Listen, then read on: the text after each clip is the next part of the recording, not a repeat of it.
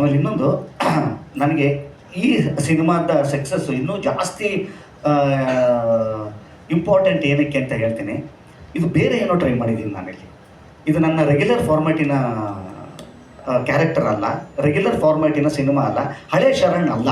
ಇದು ಈ ಥರದ ಸಿನಿಮಾಗಳು ಚೆನ್ನಾಗಾದಾಗ ನನಗೆ ಒಂದಿಷ್ಟು ಬೇರೆ ಬೇರೆ ಥರದ ಪಾತ್ರಗಳು ಮಾಡೋವಂಥ ಬಾಗಿಲುಗಳು ಓಪನ್ ಆಗುತ್ತೆ.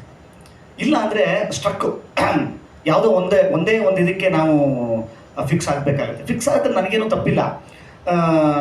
ನಾನೇನೆ ನೋಡ್ತಾ ಇದ್ದೀನಲ್ಲ ಇವತ್ತು ಆಡಿಯನ್ಸಿನ ಸಿನಿಮಾ ನೋಡುವ ವೈಖರಿ ಇದೆ ಗೊತ್ತಾ, ಅವರೇನೆ ಬೇರೆ ಬೇರೆ ಥರ ಸಿನಿಮಾಗಳನ್ನ ಕೇಳ್ತಾ ಇದ್ದಾರೆ.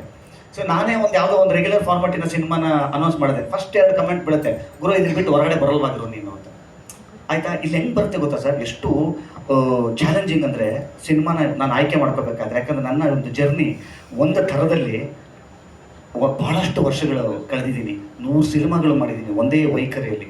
ಅದನ್ನು ಚೇಂಜ್ ಮಾಡೋವಂಥದ್ದು ಇದೆಯಲ್ಲ, ಅದು ಬರೀ ನನ್ನ ಆಸೆ ಆಗಿರಬಾರ್ದು, ಜನಗಳ ಅಪೇಕ್ಷೆನೂ ಆಗಿರಬೇಕು. ಜನಗಳ ಅಪೇಕ್ಷೆ ಯಾವಾಗ ಆಗುತ್ತೆ ಅಂತಂದರೆ ಈ ಥರದ್ದು ನಾನೇನೋ ಕೊಟ್ಟಾಗ. ನಾನು ಈ ಥರದ್ದೇನೋ ಕೊಡಬೇಕು ಅಂತಂತಂದರೆ ಈ ಥರದ್ದೊಬ್ಬರು ನಿರ್ಮಾಪಕರು ನಾನಿದ್ದೀನಿ ಅಂತ ಅನ್ನೋವಂಥದ್ದು. ಸರ್ ಶರಣ್ ಹೊಸದಾಗಿ ಏನೋ ಟ್ರೈ ಮಾಡ್ತಾ ಇದ್ದಾರೆ ಅಂತಂದರೆ ನಾನು ಇದ್ದೀನಿ ಅಂತ ಅನ್ನೋವಂಥದ್ದಿದೆ. ಈ ಸಿನಿಮಾ ಪ್ಲಾಟನ್ನು ಒಪ್ಕೋಬೇಕಾದ್ರೆ ನಾವು ನನಗೆ ಬೇರೆ ಥರ ಇತ್ತು ಅಂತ ಗೊತ್ತಾಗಿತ್ತು. ಫಸ್ಟ್ ಕೇಳಿದ ಕ್ವಶನ್ನೇ ನಮಗೆ ಓಕೆ, ನಿರ್ಮಾಪಕರೇ ನಿಮ್ಗೆ ಓಕೆನಾ ಅಂದ್ವಿ. ಸರ್ ಇದು ಗುರು ಶಿಷ್ಯರು ಹಿಂದೆ ಆಗಿದ್ದಿದ್ರೆ ನನಗೆ ಗೊತ್ತಿಲ್ಲ ಸರ್, ಆಫ್ಟರ್ ಗುರು ಶಿಷ್ಯರು ನಿಮ್ಮನ್ನು ಈ ಥರ ತೊಗೊತಾ ಇದ್ದಾರೆ, ನನಗೆ ಓಕೆ ಸರ್, ನಾನು ತುಂಬ ಹ್ಯಾಪಿಗೆ ಖಂಡಿತವಾಗ್ಲೂ ಈ ಚೆನ್ನಾಗಿ ತೊಗೊಳ್ತಾರೆ ಸರ್ ಇದನ್ನು ಅಂತ. ಫಸ್ಟು ಸಿನಿಮಾ ಆಗೋಕ್ಕಿಂತ ಮುಂಚೆನೇ ಈ ಥರದೊಂದು ಭವಿಷ್ಯ ಇವರು ನೋಡ್ತಿದ್ರು.